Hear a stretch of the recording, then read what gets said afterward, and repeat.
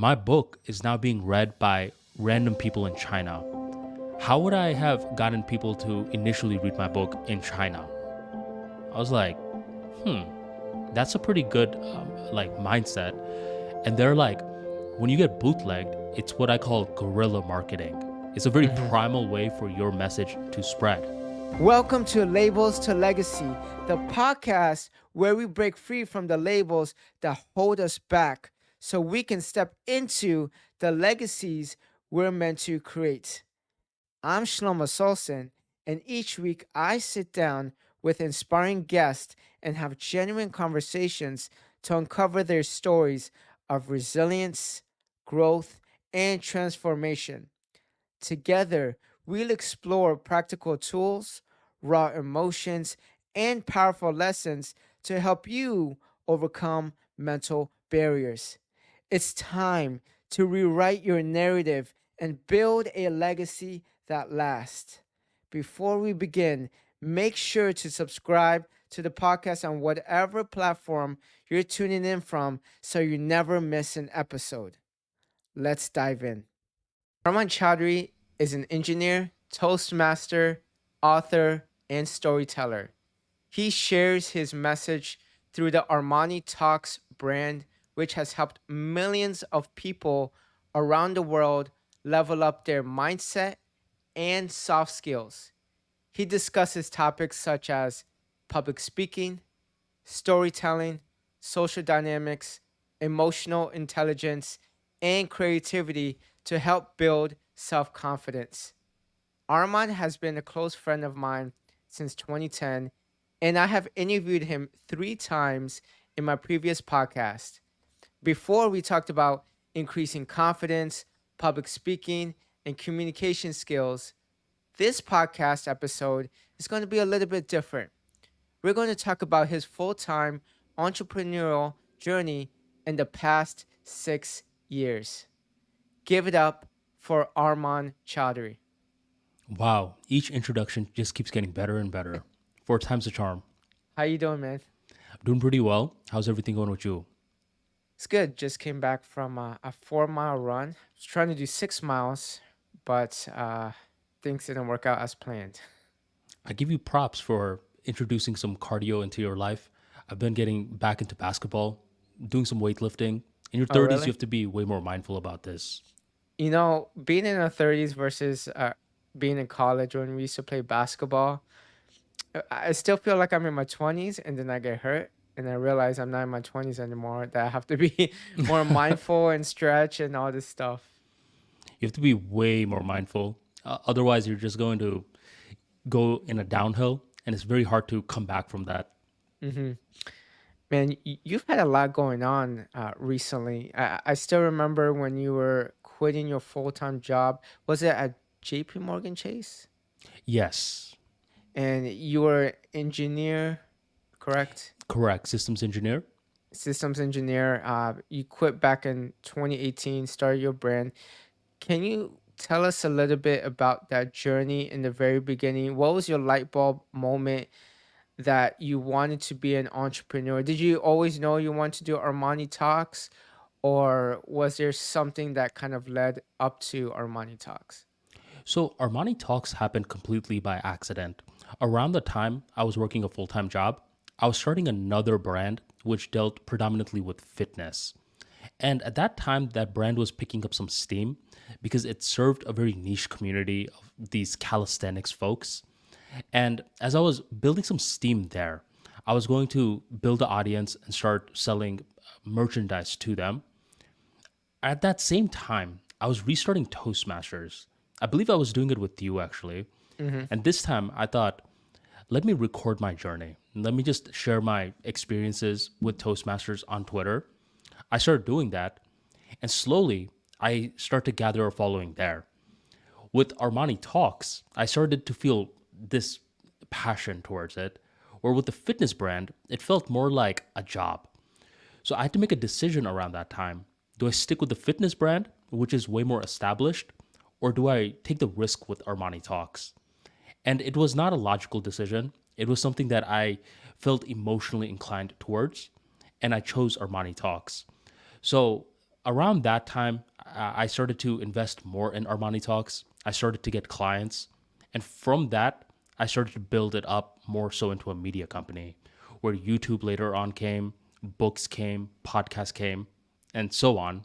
But I never predicted that I was going to start Armani Talks. It was something that I stumbled into. Hmm. And how Mhm. established was the fitness brand? I know you were doing somewhere along the lines of Shopify. Am I correct? Yes. Yep. So I believe it had roughly 3,000 followers at the time, Uh-huh. which doesn't seem like a lot. But when you're serving a niche community, suddenly it becomes a lot because they're very passionate. And the Hmm. more passionate someone is, the more likely they're going to pull out their wallet and buy. So I was selling some merchandising. I was getting the products from overseas. You know how the Shopify business model Hmm. works, bringing it here, doing the whole drop shipping thing, getting some sales. So I wouldn't say it was enough money to quit a job, but it was enough where it was an extra additional income. And it could have been more if I was investing more in that fitness brand. Hmm. And how did Armani Talks kind of take off? I know you started on Twitter and now you branched off to YouTube and books and courses and programs and things like that. So, how did it initially take off? So initially, what I believe a lot of entrepreneurs should do is they have to earn their income, whether it's from a job, whether it's from some gig work, whether it's from consulting. You need money. And then once you get that earned income, the goal is to turn it into passive income. And that's exactly the formula that I followed. I was getting a lot of clients because content in itself, in my opinion, is the best marketer. Because people who are consuming you, let's say they watch a podcast of yours, a YouTube video, and read a blog of yours, they're sold on your message. You don't need to pitch them. They will find you if they need you. I started to get some consulting going. And from the consultations, I was getting a lot of earned income. And now my question was, how do I turn this into passive income? And that's when I started to write books. I started off with the Level Up Mentality book, then expanded into wordplay, then expanded into speakeasy, and I started to slowly add more and more books to my collection. And as you publish more, some books are really going to take off, while others they generate some sales. Overall, I focus on the whole library. Once I built a library, I saw this ad one day from the Mickelson twins, and they were like, "Oh, if you have a library, listen up." I had a library. I had over 50 books by then. I was like, huh, what are they going to say? And there was this webinar that they were hosting on how to turn your books into audiobooks. And up until that point, so many people were like, yo, Armani, why don't you ever do audiobooks? Like, I drive, I don't read anymore. I drive. Like, please do audiobooks. People in my BNI were telling me this. I wasn't listening for the first 3 years. But when I saw this webinar, I was like, you know what? Let's give this a shot. And audiobooks right now is the cash cow for the Armani Talks business. So I basically got earned income and slowly started to make it more and more passive. And nowadays I'm translating the books. I'm uploading it into different platforms like Ingram Spark, Gumroad, Google Books, etc.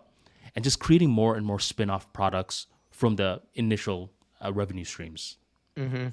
I think you brought up a good point. How you started off consulting because I remember the first couple years you weren't really writing any books. I think the first 2 or 3 years you had maybe one book, but you had a lot of different clients from all over the world. I know you consulted different multi-million dollar CEOs on how to communicate and speak in front of people. Can you tell us a little bit about some of the tips that you provided those people and how you were able to find those clients? Well, here's the cool thing. When you start to build a Twitter following, every now and then you'll see people with faces that look like real accounts. And Hmm. other times you see these guys that don't even have a profile picture. And when you don't add a profile picture on Twitter, you know what it looks like, right? It's one of those Yeah. gray, yeah. Those guys, don't rule them out. A lot of those guys are multimillionaires. They're like fighters in the UFC. They have successful law practices, right? And I'm thinking like these guys are just bots. So a lot of the times, like when you're posting content, and I'm sure you know about this, You have no clue who's consuming your content. So people that you think are just like whatever fake accounts, these are actual people behind the screens. And that's initially when I started to meet different millionaires, guys that aren't even millionaires, but they're established in their industry. And as I was working with them, I noticed that all these guys, no matter how much money you have, how much status you have, all people have some type of insecurity.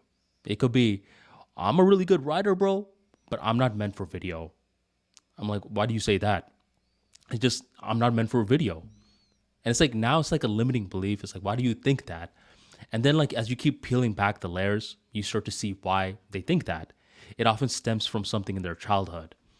Other people, they're like, I can do great in video, but I can't write. I'm just not a writer. So, me as a consultant, my goal is to work on their communication skills despite the medium, just to make sure that ultimately the goal is to hit publish. Brings up a good point about we have that mental barrier with communication. How do you typically peel off those layers? Because, it's easier to say practice makes perfect. But if we have a limiting belief about ourselves, no matter how much we practice, we can't break through those barriers into being a phenomenal speaker. And not just with speaking, but anything in life. How do you typically break those walls down and break that barrier they have in their mind? Very similar to the stuff we did in Toastmasters. You remember what we used to do in Toastmasters where like new speakers would come and they would just like sit down, they would never Yeah. participate? Like, what would we tell them to do? Raise your hand, Participate. bro. Yeah. Participate, man. You ever heard the quote, work smarter, not harder? Yeah. My philosophy is to flip that, especially when you're starting a venture. Work harder, not smarter. And when you think like that, suddenly there's this pull, right? You're like, man, for some reason, I just want to put in my reps right now. So my philosophy is that, like, in the beginning of starting any venture, work harder, not smarter. Because now you're going to force yourself into action. You're going to gather more data. You're going to realize that you are overthinking so many things. Like, if it wasn't for you, I wouldn't have been able to, like, really take that Toastmaster stage because I was thinking about it. I was like, well, what if I get on stage and I mess up? And here you are, like you grew up like a shy guy, introvert, like very to yourself. And I see you dominating the stage. I was like, if he could do it, why not me? Why not a lot of other people? And then me and you started to collaborate. So I guess that was your philosophy too, right? Yeah. I gave a lot of speeches before I became comfortable, but I also had a mental barrier in my mind just because of people laughing at me of my speech impediment.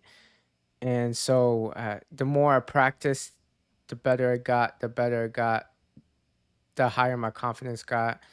And then other people started noticing that. And then I guess people came up to me for public speaking advice. And I guess that goes along with building a brand. You built your brand. I think up to 40,000 followers at one point on Twitter. Mm-hmm. But you have to put your reps in, because I know in the beginning of your Twitter brand, you were tweeting like what, 10, 15 times a day? I was absolutely. That's a And lot. How did you come up with being how were you so creative in that process when tweeting something? And how do you know Twitter was the avenue in the beginning? Why not something else? Twitter was the easiest. Where with Mm-hmm. YouTube, you need a camera, you need sometimes lighting, you need a studio, etc. Or with Twitter, you just turn on your phone and you just Mm-hmm. write a tweet and click publish. As for having ideas, my philosophy is you should never think in a niche. You should think in Mm-hmm. themes, because when you niche down too much, eventually things become a job. It's like, how long can you really just talk about public speaking? How long Yeah. can you just talk about growing on YouTube or just talk about personal finance? What I believe is you should be known for at least 3 to 5 topics. Okay. And when you are known for 3 to 5 topics, that's when you're starting to build a theme. So with Armani Talks, I started off with public speaking, but the more that I worked on public speaking, I noticed I needed to also learn storytelling. Because public speaking is simply the act of delivering your story. But if you don't have a story, then what are you going to deliver? So that's when I started to cover topics such as storytelling. And so I basically hopped from public speaking to now storytelling. These are the two topics I'm known for. Then I was like, wait a minute, you're delivering the speech not to an audience, but to a bunch of individuals that are in one location together. You want to have unique individual conversations. You don't just want to talk to an audience. So slowly, was starting to delve more into social skills. Like, how can you talk to each person and have that engaging personality with one person at a time? So suddenly, I went from public speaking, storytelling to social skills. And as 6 years has passed, I mean, nowadays, the 5 to 6 core soft skills that the Armani Talks brand is known for is public speaking, storytelling, emotional intelligence, social skills, creativity, and level up mentality. I don't really stray away from these 6 topics. So rather than niching down, I now have a theme. So for your listeners, stop niching down so much. You're eventually going to get yourself another job, in my opinion. Interesting. You say that because you hear a lot of people say find a niche, correct? Yeah, But your mentality is find a theme, find a theme. which you have different topics under the same umbrella. I believe niches work well for products, but I think for people, themes work better because you don't just want to box yourself down into one category and you just talk about that. You'll have a lot of initial success with that strategy, but eventually you're going to feel this desire to talk about it a little bit more. You're like, man, I don't only know public speaking, I know other things as well. So, what do you think about that? Do you have the niche mindset or themes mindset? I think lately I've been having more of a theme mindset because with my new brand, I don't just want to be known as a podcaster interviewing people. I also run, I also speak, I also write. Um, I also have all these different types of skills and somehow integrating that into my new brand. And I've been seeing that a lot lately. People who have just a fitness page, but they're also entrepreneurs and promoting all these different products. So I think lately, that's what I've been seeing more of.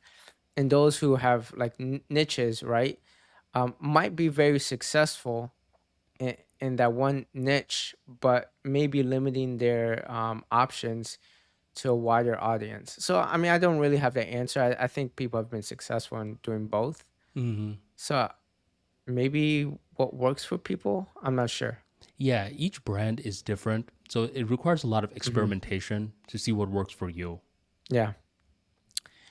What type of mental barriers did you have to overcome and labels did you have to overcome from transitioning to that full time corporate job, which you were very successful at? You got a master's degree to being a full time content creator and full time entrepreneur. Mm, mental barriers, I would say, like, can I do it? For how long can I do it? Um, I didn't really have that many mental barriers as I would have expected, Hmm. just because I kind of pulled the trigger fast. If I was thinking about it for a really long time, spending months thinking about it, then I would have had more mental barriers. But I would say for the most part, it was since I really found my thing.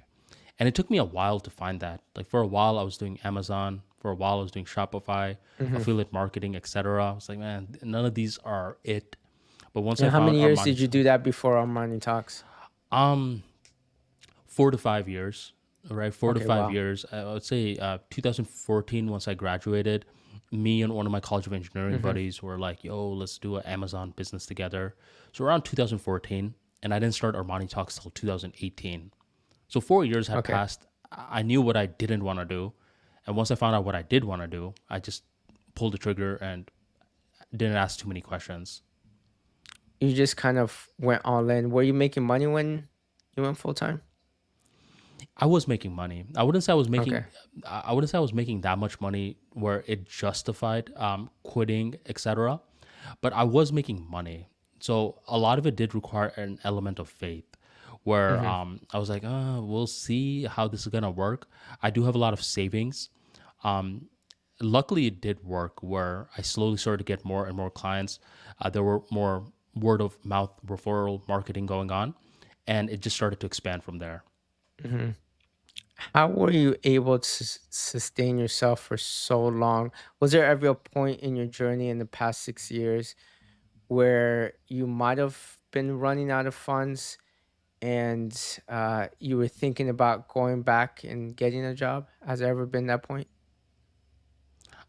Yeah, I mean, there definitely is. I mean, for me, like the thing is, I never Mm-hmm. disliked engineering. It's always been a Mm-hmm. personal passion of mine. So I don't think there's anything wrong. Like, if your business is super automated and stuff, and you really like a certain career, you kind of going back for it. One example is Shaquille O'Neal.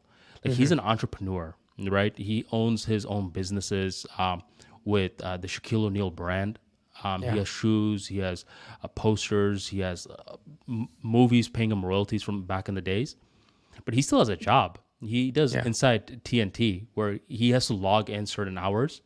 Why? It's because he enjoys doing that. So I don't ever rule something like that out where Mm-hmm. if I'm like, man, I'm like really craving to be an engineer, like I really want to like learn like the latest technology, like that's something I'm always open to. Um, but right now, like I really like the entrepreneurship stuff. But for your listeners, I don't think there's any shame in having a job. Where Mm-hmm. online, you kind of see like you have to choose a side, business or job. Where some people, especially nowadays, they could do a little bit of both. Yeah, that's a good point because I know when I went full time with Teenage Impact, I did it for full time 2.5, 3 years. I had to go back, get a job just because it was so mentally draining trying to have an income constantly month over month. And I think at that point I burnt out, but and a lot of people do.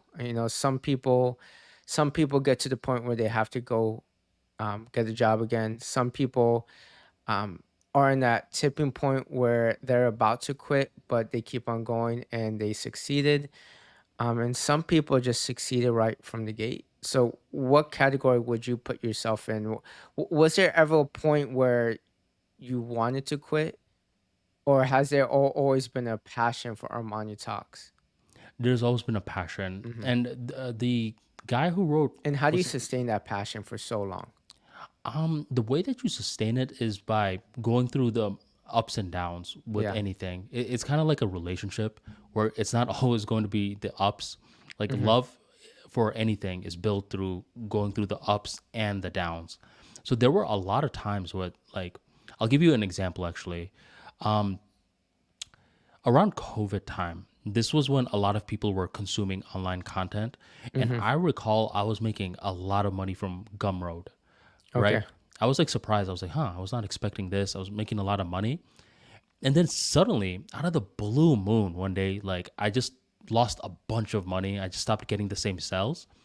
And then I found out that someone was bootlegging my product. Oh my gosh. Yeah, and I got mad. And then like, one of my buddies, like he has this business to like shut down like, illegal bootlegging and stuff. Hmm. So I got that shut down. But then like another bootlegger came, then another and another.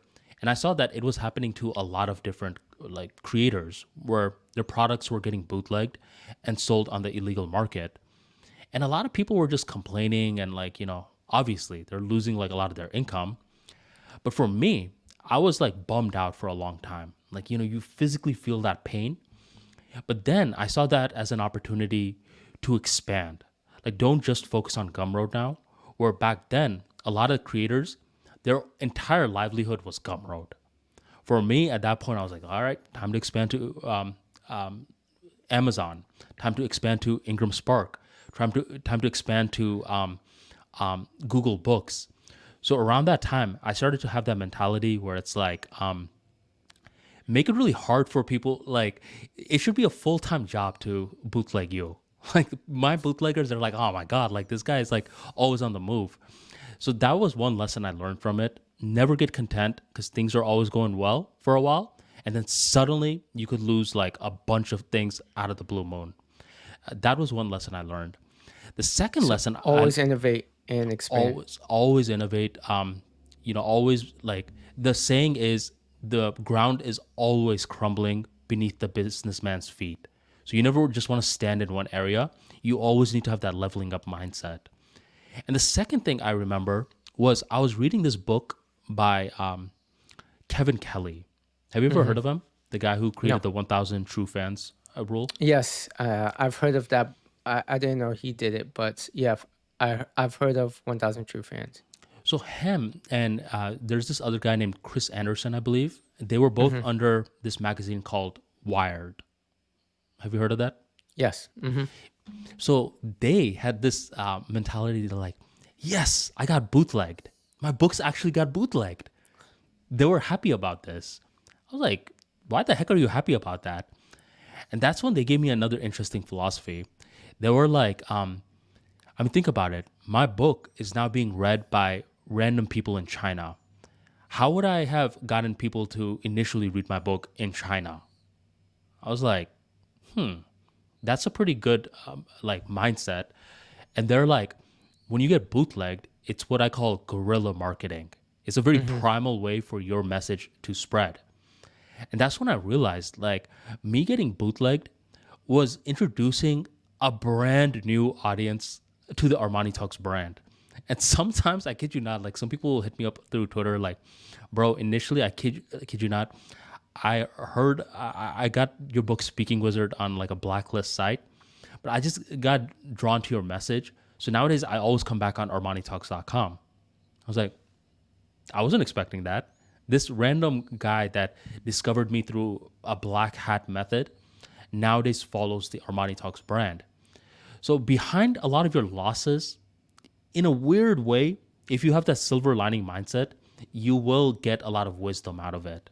So Okay. there is no such thing as a business without some sort of problems. We're all going to have problems. Your goal is to go through the ups and the downs. And the more ups and downs that you tackle, the more that you keep that passion lit for your business. Hmm. Interesting perspective because being an entrepreneur is probably one of the hardest things for people to do. Some people, it could really destroy their passion for the business, and some people stay passionate. So I think that mentality or that mindset shift that, hey, we have to reach a certain destination, but that destination will never come. It's more like a process of every day I'm solving new problems with the business. Every day is not going to be rainbows and sunshines that you constantly have to innovate. You constantly have to come out with new ideas to monetize. Mm-hmm. And Tony Robbins, actually, I went to his conference in Miami about 5 years ago, and he talks about, back then when he wasn't as big, I think he only had probably like $1 million in the bank, and that's a lot for some people. But if you look at his net worth now, it's significantly higher. Uh, One of his business partners took, I think it was 1 million or half a million, I'm not sure, took Mm-hmm. all of his money and went to a different country. And so he lost his entire bank account. And he was so mad, he was angry. And after he calmed down a little bit, he went to some beach resort to kind of get his mind off of things. And that's where he kind of, the idea you were talking about is innovate, where that's where he came out with not Unleash the Power Within. He has a different seminar. I think it's called uh, Dynasty, no, Destiny, Date with Destiny. He came Mm-hmm. out with Date I with heard of that. Destiny, which is a little bit more expensive. So he's added another event, and so he focused on doing that, and that's kind of how he started taking off a little bit more and recouped his money and then some. Dang. See, no matter which Yeah. person it is, it's always the same story. Hmm. Everything's going well, and then suddenly things start going bad, and they have to just bounce back from it. Hmm. That's I true. I give them props, man. What would you say are some of the habits that you implement in your life that keeps you passionate, creative, and having a long term business? So this is going to actually sound a little weird, but I treat my business sort of like a 9 to 5 job.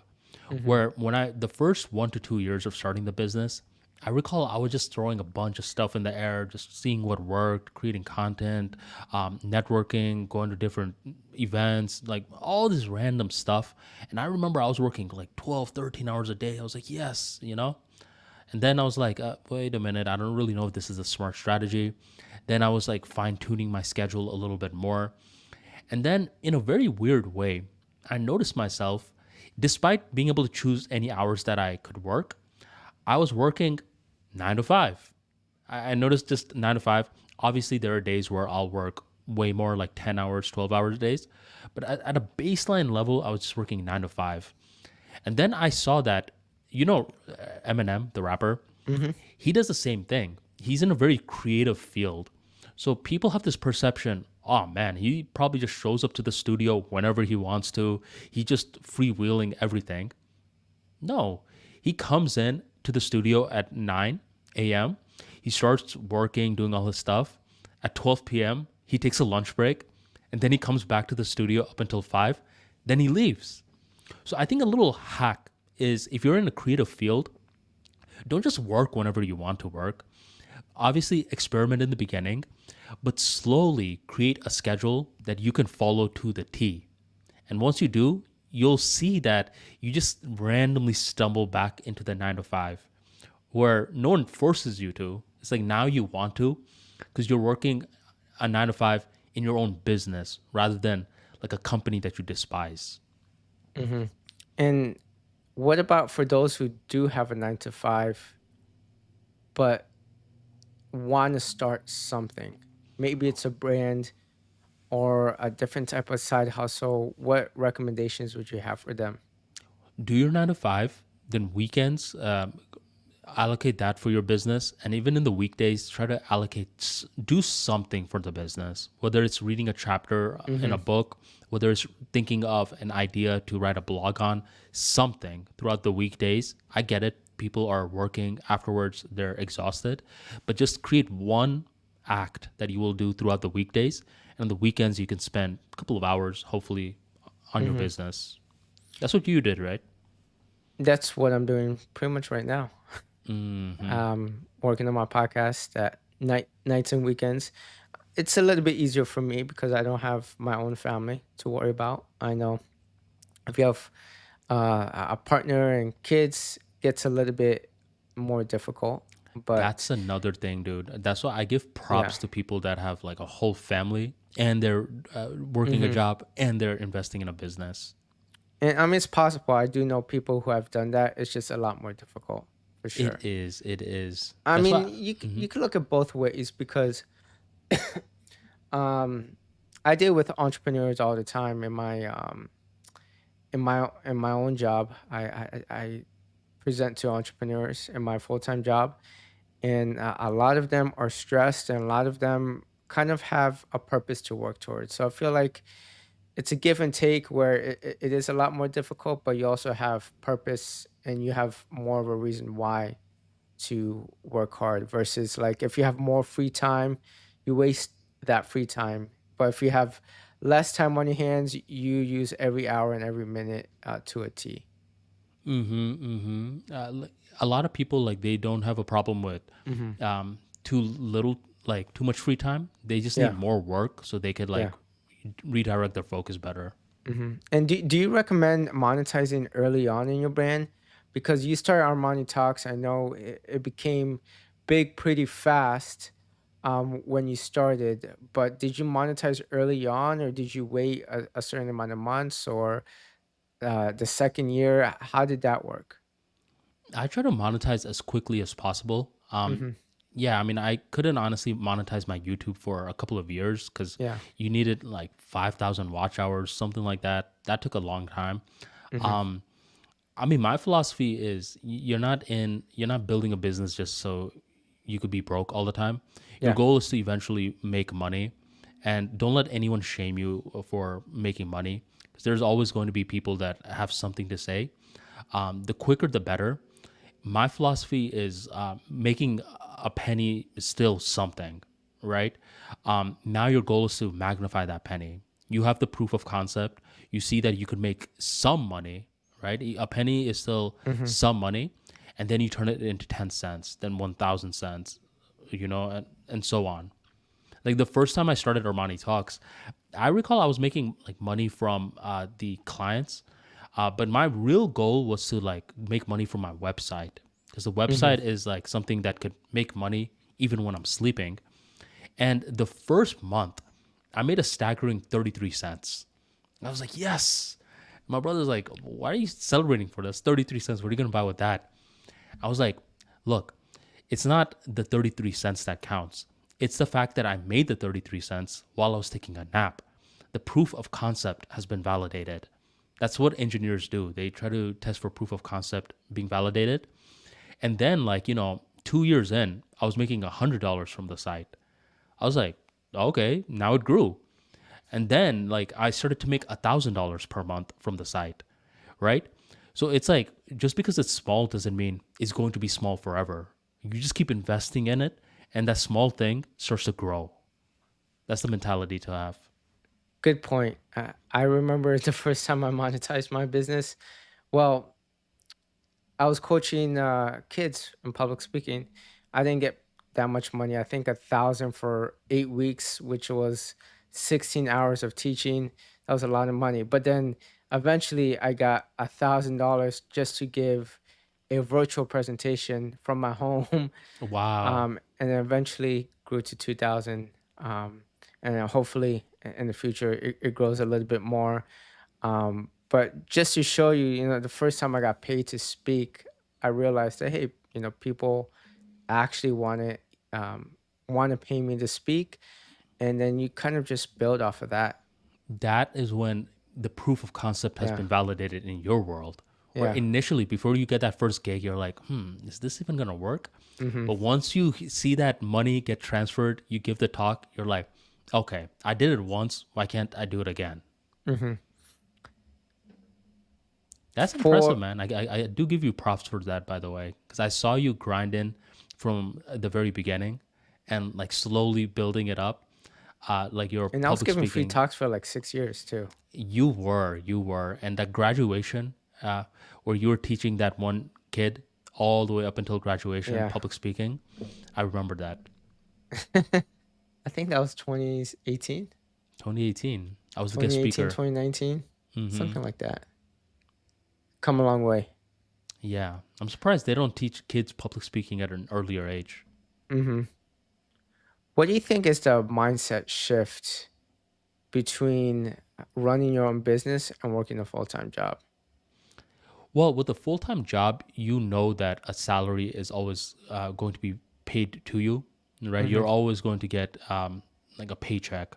You always know that your bank account is going to go up as long as you keep getting the paychecks and you're spending your money wisely. Where with business, you don't really know that. I mean, think about it. You work for an entire month and you only make 33 cents. Like, that doesn't make any sense. You're just Mm-hmm. like, get it? It doesn't make any sense.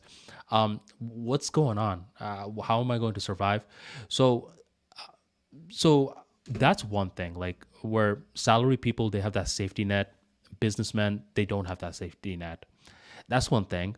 And another thing I've noticed is that you become hyper aware, especially when you've been in business for a long time. Mm-hmm. Because whenever I have, like, let's say I'm getting a haircut, and let's say like my barber messes up my hair a little bit, I'm like, man, I actually created this money. Because what happened was I had a thought in my mind for a book. I wrote it, I marketed it to an audience, and I got money. Right. So I kind of created this money rather than someone giving it to me. It was like created.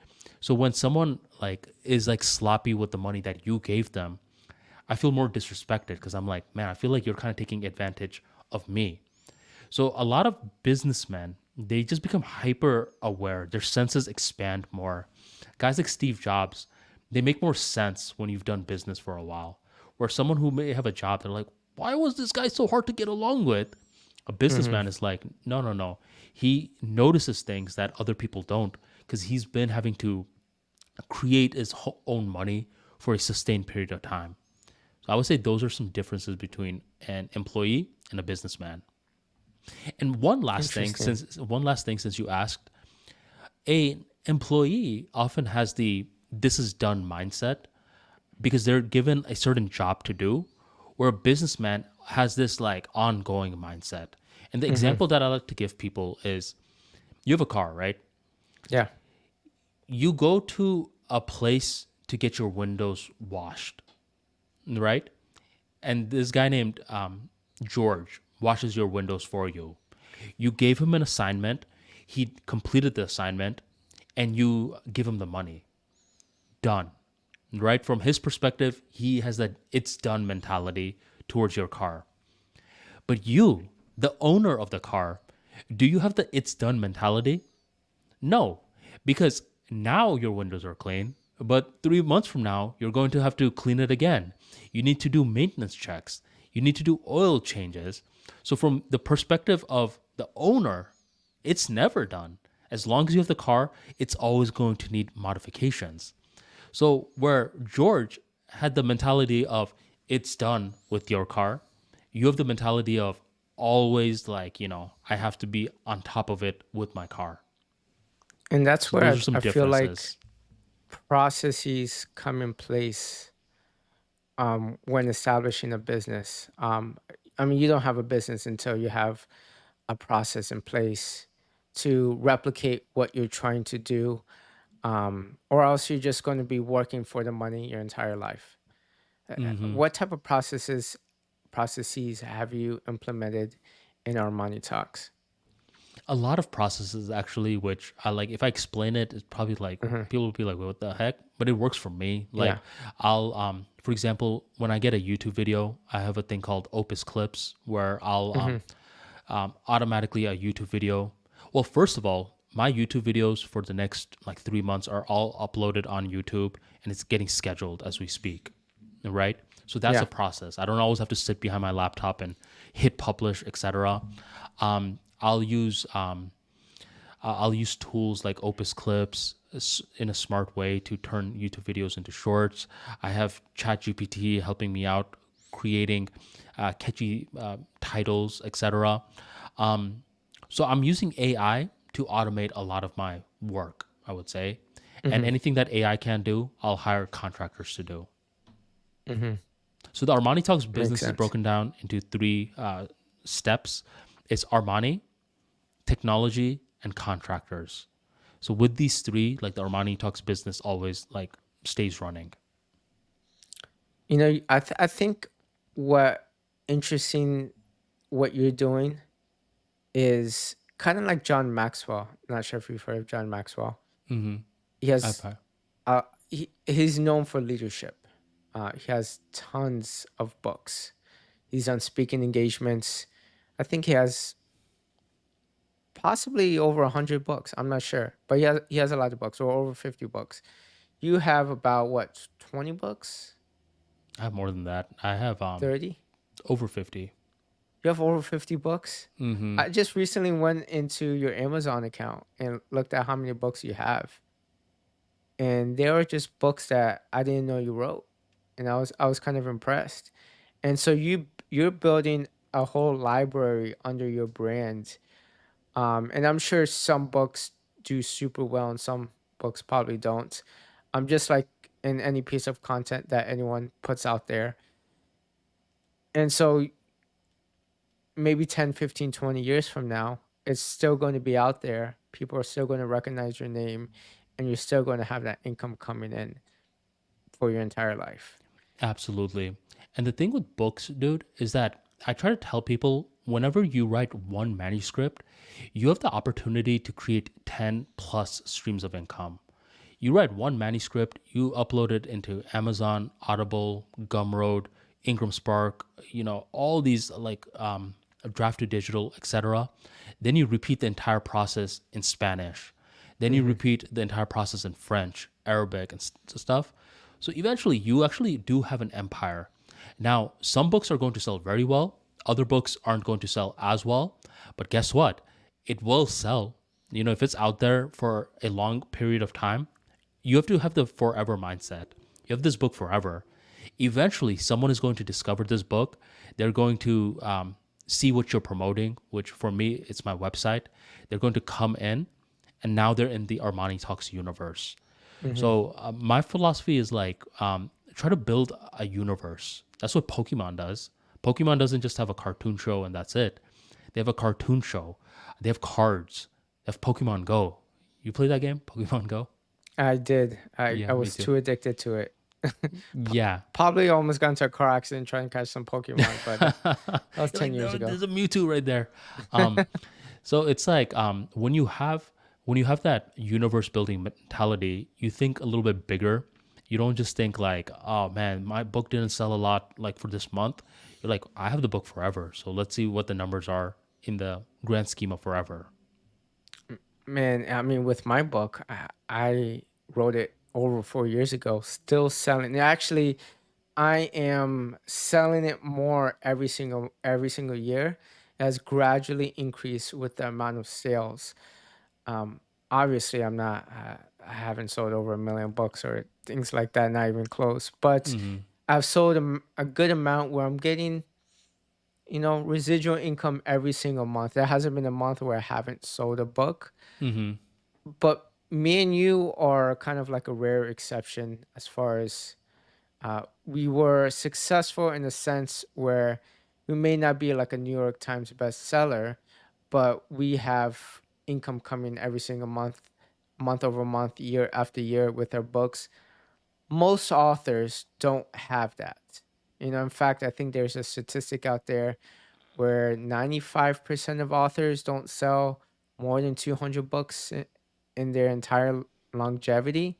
What do you think is the difference between a successful book and successful meaning it keeps on selling, you sell more than 200, you probably sell probably a few thousand, maybe over 10,000 books, to the ones who sell less than 200, they probably sell for a few months and then they're dead. Your goal is to create a machine. Where for you, never fight alone. Fire, yeah. Your machine in many ways is Amazon because Amazon's Hmm. really help like working with you because you like Especially with mental health and kids. yeah, I've dominated the categories, and people search those categories, and then because people search those categories, uh, uh, people buy the books. Last month, I think I sold 65% of my sales was from Canada. that's crazy. Interesting. Hmm. The more that your book wins, the more Yeah. that I win too because I'm in the Yeah, book. you're the first chapter on my Yeah. I have heard people say, I discovered you through Never Fight Alone. I was like, wow, that's pretty cool. But yeah, you have the Amazon machine yeah. helping you in a positive way because you're dominating a niche. Yeah. Other people, like for me, my machine is like the whole Armani Talks thing where I have a YouTube channel, a podcast, and blogs. Hmm. This trifecta always promotes my books, and eventually, as the YouTube or the blog, they get picked up by the Google search engine. The book continues to sell over time. New York Times people, like let's say you sign with a publishing company like Penguin, they have their own machine built out too. They've Yeah. just been doing it for over like 50 years, right? So they've had time to lay down the infrastructure. Or my philosophy is you need to build some type of machine or you need to tap into a machine. Otherwise, you're not going to, like 200 bucks. I mean, how long have you been in for business for? If it's like 10 plus years and you've only sold 200 books, you really have to start building a machine.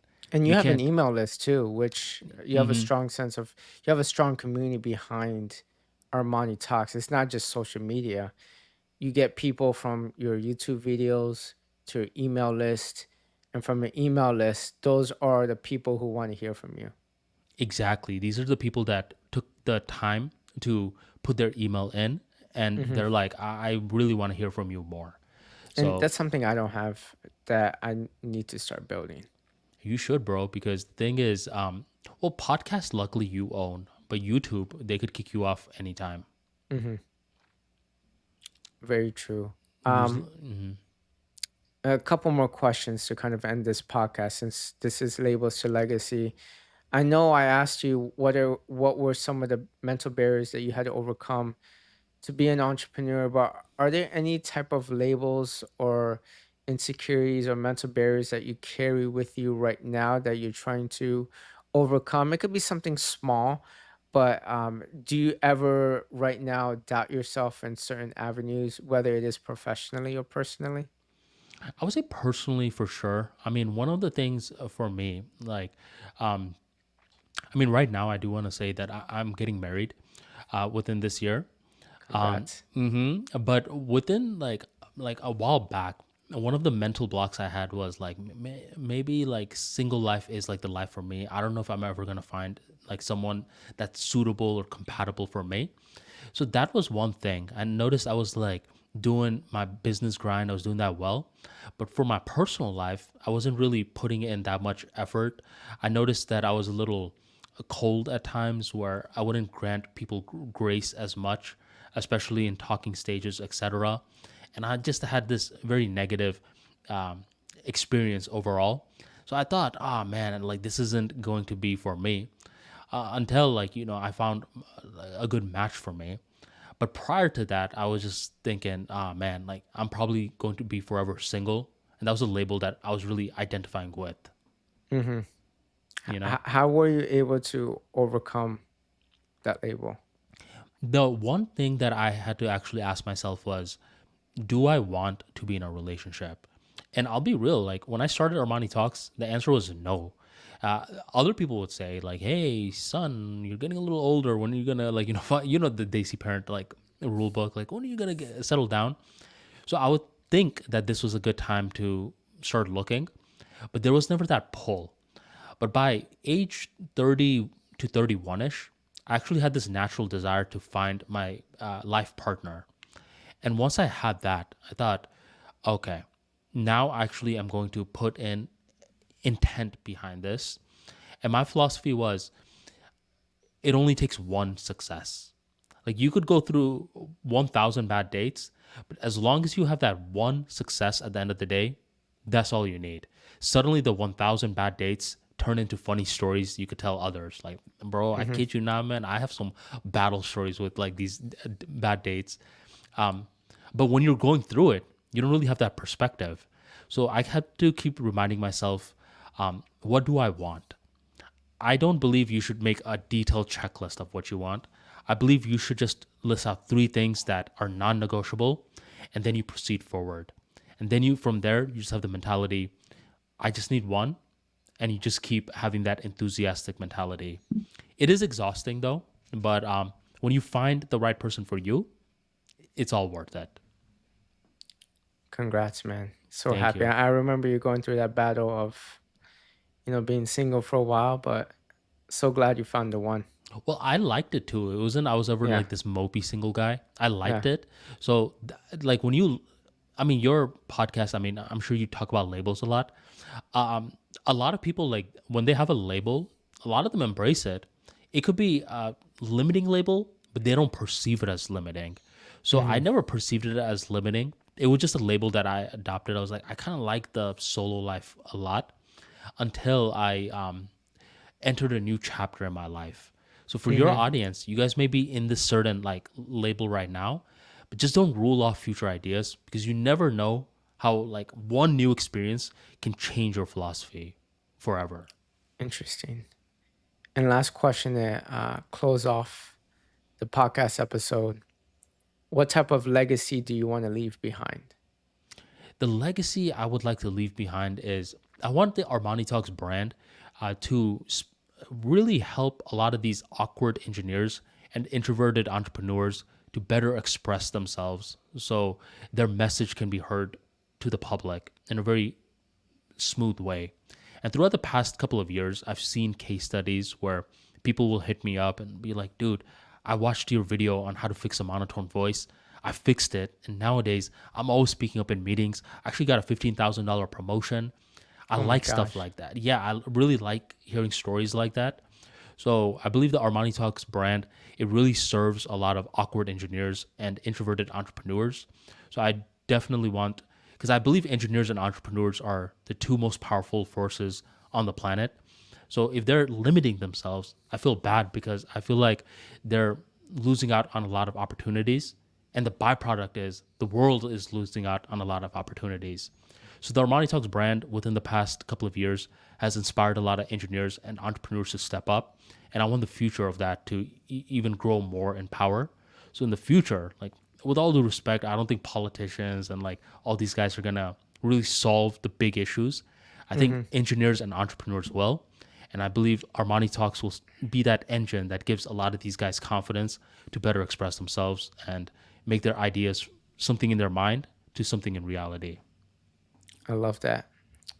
Well, Appreciate you. wish you continued success. And I know for a fact, I mean, you're already kind of there. Thank you, Um, man. you're already kind of there. And I do believe in the near future, it's going to scale even more. I mean, right now you have what, 10,000 subscribers on YouTube, or almost there. Almost. I'm at And I 9,777. remember when you were just starting out, you had a couple hundred. So Mm-hmm. um, I know when you start growing, it's going to be significantly fast. It's not going to be 10,000, 15,000, 20,000. I've seen stories where people do, 1,000, 3,000, 8,000, 12,000, and then all of a sudden they get 100,000 and half a million and a million. Wow. So I do believe the growth is when it happens fast. I appreciate that, man. I'm looking But forward to it. but it's not because it was an overnight success. You had that baseline. Mm-hmm. You got to put in your reps, and Yeah. I'm looking for that gold plaque in the future. And you did put in your reps for about 6 years. Mm-hmm. Absolutely. Absolutely. Where Definitely, can man. people find you and your books and your programs? They could find everything consolidated into one area in ArmaniTalks.com. You'll see a Hmm. lot of my podcasts, my blogs, my books, my videos. If you want to work with me, you could also work with me. Fill out a free consultation form, and you can work directly with me. But everything will be on ArmaniTalks.com. Plus, my newsletter is there as well. Over 10,000 subscribers. Every single day at 7 p.m. EST, I drop a brand new newsletter, short story, to improve your public speaking, storytelling, emotional intelligence, and much more. Join the tribe by going on armanitalks.com/newsletter and sign up today. I love it. Appreciate it, Armand. Thank you. Thank you for tuning in to Labels to Legacy. I hope today's conversation inspired you to break through your mental barriers and take one step closer to the legacy you're meant to create. If you enjoyed today's episode, don't forget to subscribe, leave a review, leave a comment, or share it with someone who might need it. I also share short clips and provide a lot of valuable content for you on my Instagram at Shelomo Solson. Have a great rest of the week and see you next Monday.